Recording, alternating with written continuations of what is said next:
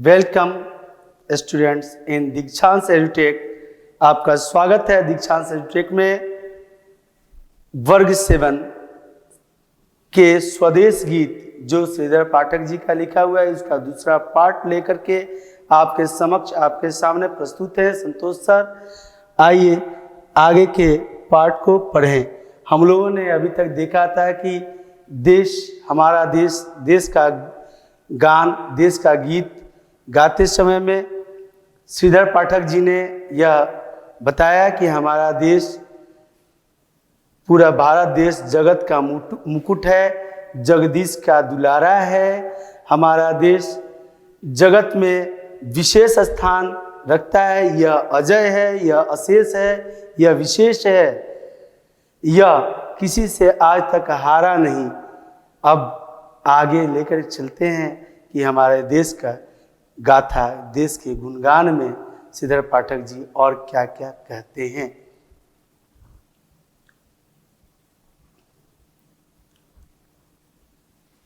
स्वर्गिक शिश फूल पृथ्वी का, स्वर्गिक अर्थात स्वर्ग के समान या स्वर्ग का, स्वर्गिक स्वर्ग का, स्वर्ग के समान या स्वर्गिक शीश फूल, शीश फूल अर्थात माथे पर सजाने वाला फूल। कई राजा महाराजा या कृष्ण भगवान जैसे मोर मुकुट को धारण करते थे, वैसे ही कई रानियां को देखे होंगे, वो फूलों से साज सज्जा करती थी। वह स्वर्ग के फूलों के समान, स्वर्ग के शीश फूल पृथ्वी का अर्थात इस पृथ्वी, इस धरा के स्वर्गिक फूल, स्वर्ग के समान जो माथे पर सजाने वाला फूल है, वैसा हमारा देश है, वैसा हमारा भारत है। स्वर्गिक शीश फूल पृथ्वी का, कौन? भारत। हमारा भारत स्वर्गिक शीश है पृथ्वी का। पृथ्वी अर्थात जिस चराचर जगत में, पृथ्वी अर्थात जहां पर 3 भाग जल और 1 भाग स्थल, और उस 1 भाग स्थल पर समस्त संसार जगत, चराचर जगत बसा हुआ है। चराचर जिसमें चर और अचर दोनों ही प्रकृति के जीव जंतु प्राणी मौजूद हैं, अर्थात निर्जीव हो या सजीव, यह सभी जहां अवस्थित हैं इस चराचर जगत में, उस जगत में यह स्वर्ग के शीश पर शोभने वाला फूल के समान हमारा भारत है। प्रेम मूल, मूल का अर्थ होता है जड़, प्रेम मूल अर्थात जिसके जड़ में प्रेम हो।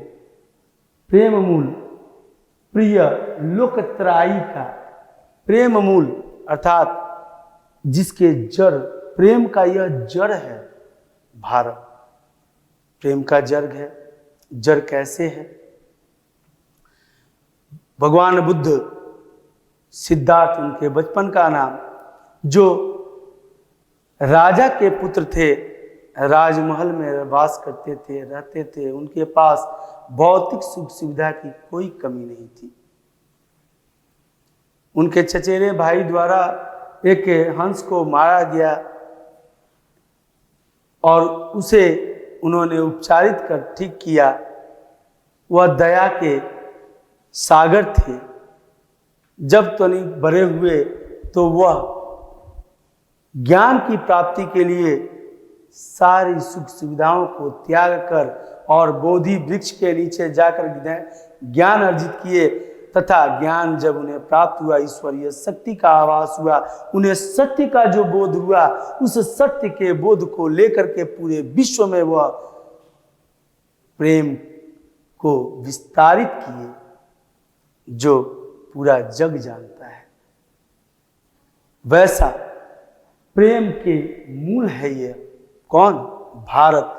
यहाँ यह जड़ है, जड़ जिसके न रहते कोई पेड़ न रहे, जिसके रहते ही पेड़ फलित और फूलित होता है, अर्थात प्रेम का यह स्रोत है भारत। यहाँ तो सदैव हम शांति, सौहार्द, सद्भावना तथा सबको प्रेम का सबक सिखाने वाले हैं, सभी एक दूसरे से प्रेम करने वाले हैं, सभी पूरे विश्व को हम प्रेम का संदेश देने वाले हैं। यह प्रेम का मूल है। प्रिय, प्रिय अर्थात ये सबको प्रिय है, यह सर्वविदित है, सबको प्रिय है। लोकत्रायी का, लोकत्रायी अर्थात 3 लोकों का समूह, यह किसका प्रिय है? तो सबका। सबका कौन? किसका? सबका। तो तीनों लोकों का, आकाश लोक, पाताल लोक और धरती लोक। धरती बीच में, आकाश ऊपर और पाताल धरती के नीचे, अर्थात 3 लोकों का समूह लोकत्रायी या त्रिलोक कहा जाता है। लोकत्रायी त्रिलोक का एक पर्यायवाची शब्द है, अर्थात समान अर्थ को प्रकट करने वाला समानार्थी है, और समानार्थी को ही पर्यायवाची कहा जाता है। प्रेम मूल, यह प्रेम का मूल है, जड़ है। प्रिय लोकत्रायी का अर्थात तीनों लोगों का प्रिय है कौन? भारत। स्वर्ग के शीश फूल पृथ्वी का, यह स्वर्गिक शीश फूल है, स्वर्ग के समान शीश पर धारण करने वाला फूल है भारत। कहाँ? विश्व पटल पर। और यह प्रेम का मूल है और तीनों लोगों का प्रिय है। सुललित प्रकृत नटी का टीका। सुललित, सुललित का अर्थ होता है अत्यंत सुंदर। सुललित प्रकृत नटी, प्रकृत नटी अर्थात प्रकृति का गर्दन के ऊपरी भाग, चेहरा, जो किसी भी शरीर का विशेष अंग होता है, इस अंग से अलंकृत कर रहे हैं भारत को कवि श्रीधर पाठक जी। सुललित प्रकृत नटी का टीका, यह अत्यंत सुंदर है, अति सुंदर है भारत। और इस अति सुंदर भारत, यह अति सुंदर भारत पूरे विश्व पटल पर प्रकृत नटी का टीका है। टीका, टीका शब्द अपने आप में एक व्यापक अर्थ को छुपाया रहता है छात्रों। टीका हम मस्तक पर लगाते हैं, टीका हमारे तेज का प्रतीक है, टीका हमारे सम्मान का प्रतीक है, टीका हमारे आन और बान का प्रतीक है। टीका तिलक कहा जाता है। यह तिलक अलग अलग समय पर अलग अलग अर्थ को प्रकट करता है। अगर भाई को बहन रक्षा बंधन पर टीका लगाती है तो रक्षा सूत्र बांधने का प्रण लेता है भाई, रक्षा करने का जीवन भर। वह रक्षक बन करके अपने बहन के लिए सदैव आजीवन रक्षा करने की वह संकल्प लेता है। अगर टीका युद्ध भूमि में जाते हुए सैनिकों के माथे पर उनके घर परिवार, उनके माताओं, बहनों या फिर पत्नियों द्वारा लगाया जाता है तो वह वीर टीका कहलाता है। वह टीका हमेशा अजय और विजय का प्रतीक माना जाता है। अगर टीका किसी अच्छे कार्य को, जैसे परीक्षा में आप सफल हुए और भगवान के दरबार से आपके माथे पर लगाया जाता है तो वह शुभ टीका कहा जाता है, अर्थात वह शुभ संकेत देने वाला होता है। अर्थात आप अब बड़े हो गए, आप अच्छे पढ़े लिखे हो गए, आप अच्छे मार्क्स से पास किए, अर्थात बौद्धिक क्षमता को ग्रहण किए, आप बुद्धिजीवी वर्ग के प्राणी हो गए और इस बुद्धि विवेक को अपने अंदर निहित करके प्रेम के मूल को लेकर के आप भारत को अग्रसर करने वाले बन गए। अतः वह प्रेम का टीका आपके माथे पर लगाया जाता है। टीका सम्मान का प्रतीक है, सम्मान का घोतक है, प्रतिष्ठा, आत्म रक्षा का प्रमाण देता है। टीका, टीका सदैव मस्तक पर बीचों बीच लगाया जाता है और बीच का स्थान सेंटर अर्थात भारत विश्व के बीचों बीच टीका के रूप में दर्शित होता है। विश्व का टीका भारत है। प्रेम मूल प्रिय लोकत्रायी का सुललित प्रकृत नटी का टीका, जो निशी का राकेश। और यह सिर्फ सूर्योदय के समान गर्म तेज ही नहीं, ज्यों यह टीका जो होता है शांति का भी प्रतीक होता है। ज्यों कैसा टीका? तो ज्यों निशी का राकेश, निशी का अर्थ होता है, निशी का अर्थ होता है रात और राकेश का अर्थ होता है चंद्रमा। निशी का राकेश, ज्यों निशी का राकेश, अर्थात जिस तरह से काली रात में चारों तरफ अंधियारा ही अंधियारा फैला हुआ होता है, चारों तरफ अंधेरा रहता है और उसमें एक चांद चमकता नजर आता है, वह टीका अर्थात पूरे विश्व में भारत इस तरह से कुछ दर्शित होता है। भारत उस तरह का विश्व का टीका बनकर प्रदर्शित होता है। इसलिए भारत अशेष अजय और विशेष, जय जय प्यारा भारत देश। और हमारा देश प्यारा भारत देश है और इसकी सदैव जयकार हो, सदैव जय हो, अर्थात यह कभी भी पराजय को न प्राप्त करे, यह सदैव अजय रहे, अर्थात इसे कोई जीत न सके। इस कामना के साथ हमारे गीत में श्रीधर पाठक जी भारत को इतने अलंकृत शब्दों से सम्मानित करते हैं। जय जय शुभ्र हिमालय श्रृंगार। हमारे देश में कई ऐसी अद्भुत शक्तियां हैं, कई ऐसे अद्भुत भौगोलिक परिस्थितियां, स्थितियां हैं जिसका वर्णन शब्द कम पड़ जाते हैं करते करते। शब्दकोश इतना बड़ा बड़ा है हमारे पास, फिर भी कुछ ऐसी बातें होती हैं जो भाव में निहित होती हैं और भाव का अभाव जिसे होता है वो समझ नहीं पाता है। भाव को हम किसी वर्ण, किसी शब्द से व्यक्त नहीं कर पाते हैं। ऐसी ही भावना हिमालय के साथ हम भारतवासियों की नहीं बल्कि पूरे विश्व की जुड़ी हुई है। आज होड़ लगी हुई है, हिमालय के सबसे ऊंची चोटी पर जो पहुंच जाए विश्व में उसका नाम हो जाए। अरे ये ऊंची चोटी आज से नहीं, भारत में बहुत वर्षों अरसों और युगों युगों से एक मार्ग प्रशस्त करने वाला पर्वत है हिमालय। हिम का आलय अर्थात जहाँ बर्फ का घर हो, जहाँ पर बर्फ ही बर्फ हो। यह कई बातों को, कई विविधताओं को, कई ऐसे अनसुलझे प्रश्न हैं जिनको अपने अंदर समाहित किए हुए है।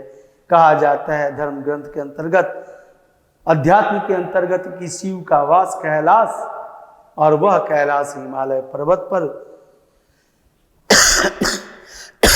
कई कवियों ने, काका खानोलकर जैसे कई कवियों ने हिमालय की बेटी कहा है गंगा को, जो गंगा हिमालय के ही उद्गम स्थल एक स्थान से गंगोत्री के रूप में फूटती है और पूरे भारतवर्ष में 108 नदियों के रूप में विभक्त होती हैं। हिमालय कई ऐसे अनसुलझे पहलुओं को अपने अंदर दबाए हुए हैं, अपने अंदर समेटे हुए हैं। वह हिमालय ये गर्व की बात है कि हमारे भारत देश में है। भौगोलिक स्थितियों में आप अपने जियोग्राफी के अंतर्गत पढ़े होंगे छात्रों। भौगोलिक स्थितियों में हिमालय पर्वत जब बंगाल की खाड़ी से हवाएं उठती हैं और जाकर हिमालय से टकराती हैं उत्तर में, तब अब हिमालय से टकराने के बाद जब हवाएं वापस आती हैं तो उत्तर भारत में सबसे पहले मानसून आता है। अर्थात कई बातों से यह सुसज्जित है हमारा हिमालय। इस हिमालय को दर्शाते हैं हमारे कवि श्रीधर जी, जय जय शुभ्र हिमालय श्रृंगार, अर्थात जय जय शुभ्र। शुभ्र का अर्थ होता है सफेद, शुभ्र का अर्थ होता है सफेद। सफेद बर्फ का रंग होता है सफेद। बर्फ यूं तो पानी का रंग कुछ नहीं होता है, पानी के बारे में तो कहा जाता है कि पानी रे पानी तेरा रंग कैसा, जिसमें मिला दो उसी के जैसा। परंतु बर्फ का रंग सफेद होता है, सफेद सच्चा का प्रतीक, सच्चाई का प्रतीक होता है। यह सफेद जय जय शुभ्र हिमालय श्रृंगा, कलरव निरत कल्लोलिनी गंगा। अर्थात जय जय शुभ्र, शुभ्र माने सफेद हिमालय, श्रृंगा, श्रृंगा का अर्थ होता है चोटियां। जय जय शुभ्र हिमालय श्रृंगा अर्थात जय हो हिमालय के चोटियों का, क्योंकि यही तो हिमालय है जो विश्व का सबसे बड़ा बर्फ का आलय है, जहाँ कई ऐसी बातें इस हिमालय के गर्भ में दफन है और कभी कभी वह उत्पन्न भी होती है, जो विस्मयकारी होती है, आश्चर्यजनक होता है, जिसकी अभी तक क्या विविधताएं हैं, इसे समझ पाना पूरे विश्व के लिए एक विषय वस्तु है, एक खोज का विषय है। आज तक हमारे वैज्ञानिक उसमें लगे हुए हैं, खोज रहे हैं और निरंतर कुछ न कुछ वहां से प्राप्त करते हैं। आज भी हिमालय में ऐसी बहुत सी अनसुलझी पहेलियों का जवाब है जो हम नहीं जानते। उस हिमालय के जयकार करते हैं और कभी कहते हैं कि सफेद बर्फ से ढका हुआ हिमालय की उन चोटियों का जय हो, जो चोटियां भारत को सुशोभित करती हैं। कलरव निरत कल्लोलिनी गंगा, कलरव निरत, कलरव का मतलब होता है हमेशा नदियां तो उच्छृंखल होती हैं, उच्छृंखल अर्थात वह एक जगह स्थिर नहीं रह सकती, वह तो हिलोरे लेती रहती हैं और उनकी हिलोरों की जो आवाज है उसे कलरव कहा जाता है। नदियों के अंतर्गत, नदियों को बहने में जो उठने वाली आवाज होती है वह कलरव है। अर्थात कलरव निरत, निरत का मतलब बिना रुके हुए, अबाध्य रूप से। कल्लोलिनी, कल्लोलिनी का अर्थ होता है तरंगों वाली। गंगा अर्थात लगातार मधुर शब्द उत्पन्न करने वाला, लगातार मधुर शब्द, इसका अर्थ हुआ इस पंक्ति का कि कलरव निरत कल्लोलिनी गंगा अर्थात निरंतर, कलरव निरत लगातार मधुर शब्द अपनी तरंगों में, लगातार अपनी तरंगों में मधुर शब्द उत्पन्न करने वाली हे गंगा, जो हिमालय से उद्गम होती हैं, एक धारा फूट करके माना जाता है कि शिव की जटा से निकलती है गंगा की वह धारा, शिव की जटा से निकलने वाली वह धारा, एक धारा संभवतः गंगोत्री है। कलरव निरत कल्लोलिनी गंगा, इंद्रधनुष सा रंग बिरंगा, और इंद्रधनुष का रंग बिरंगा अर्थात इंद्रधनुष सा। इंद्रधनुष क्या है? तो सूर्य के प्रकाश में 7 किरणें होती हैं, प्रकाश में 7 किरणें नहीं, 7 रंग के किरणें होती हैं, जिसमें आसमानी, बैगनी, आसमानी, नीला, संतरा, ये 7 रंग होते हैं।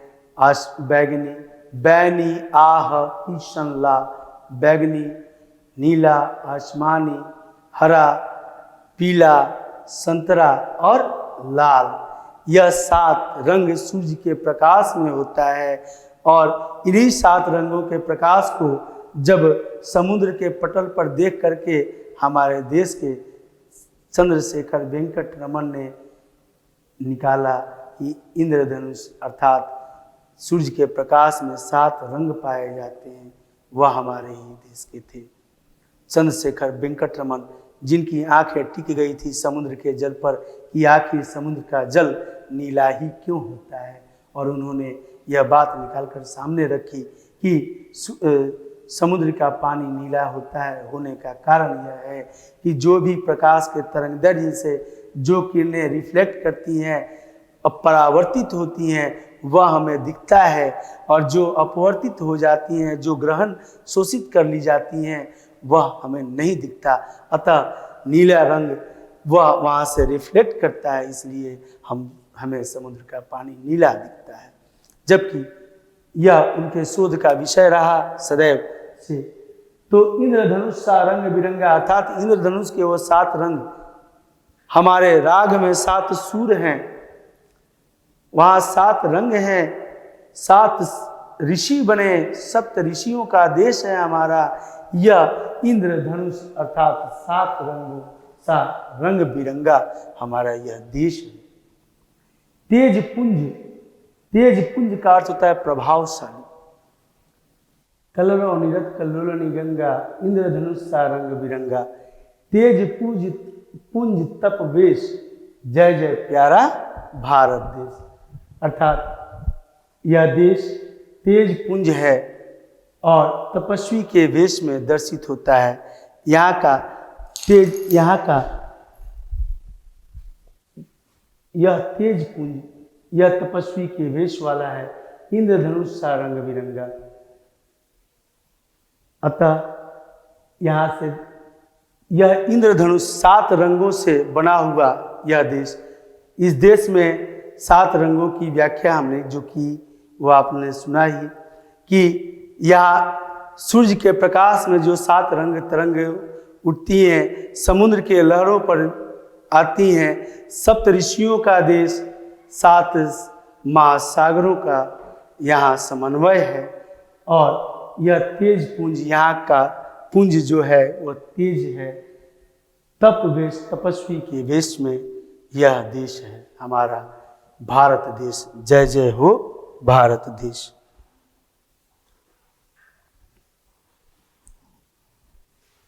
जग में कोटि कोटि जुग जीवे, जग में, जग अर्थात विश्व में, कोटि कोटि करोड़ करोड़ जुग जीवे, जुग जीवे अर्थात यहाँ कोटि कोटि कई करोड़ यहाँ जीव जंतु वास करते हैं।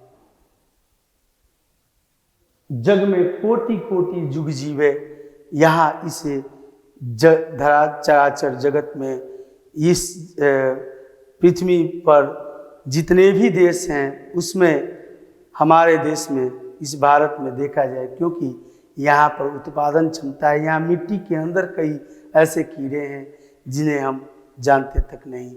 हम विज्ञान के आधार पर उनको समझते भी हैं, समझते हैं, जानते हैं, परंतु जब जगत में कितने ऐसे जीव जंतु हैं जो जल के अंदर रहते हैं, जो मिट्टी के अंदर रहते हैं, जिन्हें हम देख नहीं पाते अपने नग्न आँखों से, उसके लिए माइक्रोस्कोप से देखना पड़ता है। माइक्रो ऑर्गेनिज्म होते हैं वो, छोटे छोटे, बहुत छोटे छोटे, ऐसे करोड़ों जीव इस जगत में, इस जगत के करोड़ों जीव इस भारत के मिट्टी, जल, हवाओं में वास करते हैं। जीवन सुलभ अमीर अस्तिवे, और यहाँ उनका यहाँ उनका जो जीवन है यह सुलभता से, अर्थात सुलभता से उनका जीवन व्यतीत होता है। उनका जीवन सुलभ, सुलभ का अर्थ होता है आसानी से प्राप्त, वह उनका जीवन आसानी से व्यतीत होता है। अमीर अस्तिवे, अमी का अर्थ होता है अमरत्व की प्राप्ति करने वाला अमृत, अर्थात यहाँ अमृत का वास है। छात्रों, आपने कभी अपने घर के आंगन के बीच के हैंडपंप का पानी पिया होगा, हैंडपंप का, आपने नदियों का जल देखा होगा, पिया होगा, आपने अपने देश के तालाब का पानी देखा होगा, निर्मल स्वच्छ पेय कुएं का पानी जो बहुत पहले लोग पिया करते थे, अब तो नल का जल पीते हैं, यहाँ मोटर लगा लेते हैं, कई तरह के संसाधन हमारे यहाँ हो गए हैं। परंतु पहले अगर भूतकाल में हमें देखते हैं तो यही हमें प्राप्त होता है कि हमारे यहाँ तो अमृत का वास था, उस जल में अमृत का वास था, जिस जल को पी लेने के बाद से कई बीमारियों का क्षय होता था, हमारे शरीर के कई बीमारी नष्ट हो जाते थे। ऐसा अमृत तुल्य जल हमारे भारत में प्राप्त होता है। जीवन सुलभ अमीर अस्तिवे, और वे सभी सुलभ जीवन व्यतीत करते हुए जो करोड़ों करोड़ जो जीव जंतु यहाँ वास करने वाले हैं, वह यहाँ पर सुलभता से अपना जीवन व्यतीत करते हैं और अमृत तुल्य रस को प्राप्त करके अपने जीवन को सफल बनाते हैं। सुखद वितान सुकृति का सीवे। सुखद वितान, सुखद का अर्थ होता है जो सुख से भरा हुआ हो। वितान माने विस्तारित, माने सुख से भरा हुआ विस्तारित रूप से।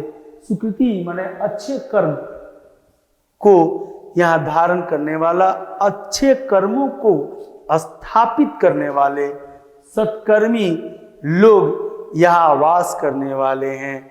यहाँ के लोग,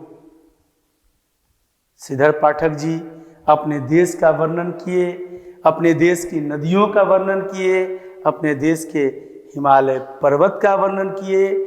हमारे देश में हिमालय पर्वत को, हिमालय को इतने ऊंचे पद पर स्थान पर रखे, चूंकि वह पूरे विश्व का सर्वश्रेष्ठ पर्वत है।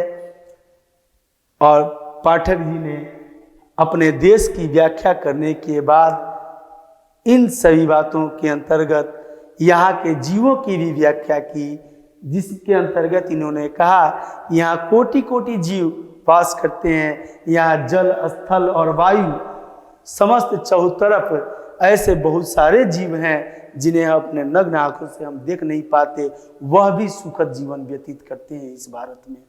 क्यों? क्योंकि यहाँ पर सुलभ जीवन का मूल अंश यह है कि यहाँ अमृत का वास है, अमृत का घड़ा है इस देश में। यहाँ का जल अमृत तुल्य है। यकीन मानिए, शहरों में लोग जो रहते हैं वह शुद्ध जल की प्राप्ति नहीं हो पाती है, जबकि गांव में कुएं का जल सदैव शुद्ध पाया जाता है, क्योंकि वह अमृत तुल्य मिठास से भरा हुआ, ठंडक से भरा हुआ। आप हैंडपंप का पानी पी के देखिए, फ्रिज की आवश्यकता नहीं पड़ेगी। तो यहाँ के पानी में, भारत के पानी में अमृत का वास है, भारत के मिट्टी में अमृत का वास है। यहाँ किसी बीज को फेंक दिया जाता है खेतों में, वह एक पौधा और पौधे से अन्न उपजाता है, वह मिट्टी। तो यहाँ अमृत का वास है। उन्होंने कहा सुखद वितान सुकृति का सीवे। यहाँ यह जो स्थान है भारत भूमि, यह सुखद वितान अर्थात सुखद, सभी सुखों से विस्तारित रूप से भरी हुई है और सुकृति का सीवे। और यहाँ अच्छे कर्म करने वाले अच्छे कर्मवासी हैं। रहे स्वतंत्र हमेशा, हमेशा हुआ हमेशा, रहे स्वतंत्र हमेश, जय जय प्यारा भारत देश। यह देश हमारा सदैव स्वतंत्र रहे, यही हम कामना करते हैं। यहाँ कोटि कोटि जो जीव रहते हैं, वह पशु पक्षी तथा कई धर्मों के लोग रहते हैं और कई विविधताओं के साथ हमारा देश सदैव एकता और अखंडता को प्रदर्शित करता है। इसलिए ऐसे शुभ देश, ऐसे सुखद वितान स्वीकृति वाले देश हमेशा स्वतंत्र रहे, यही ईश्वर से कामना करते हैं हमारे कवि श्रीधर पाठक जी।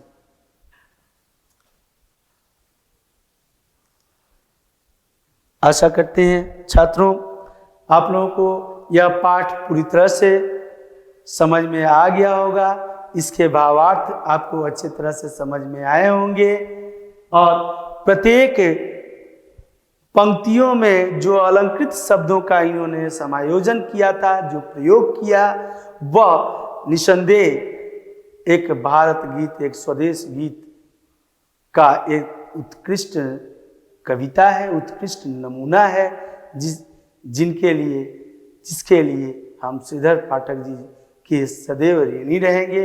हम सभी भारतवासी श्री श्रीधर पाठक जी, पंडित श्रीधर पाठक जी के ऋणी रहते हुए कृतज्ञता ज्ञापन करते हुए यह ईश्वर से प्रार्थना करते हैं कि हे ईश्वर, उन्हें सदैव भारत देश का ही नागरिक बनाए। वैसे उत्कृष्ट व्यक्ति भारत में ही शोभनीय होते हैं। धन्यवाद।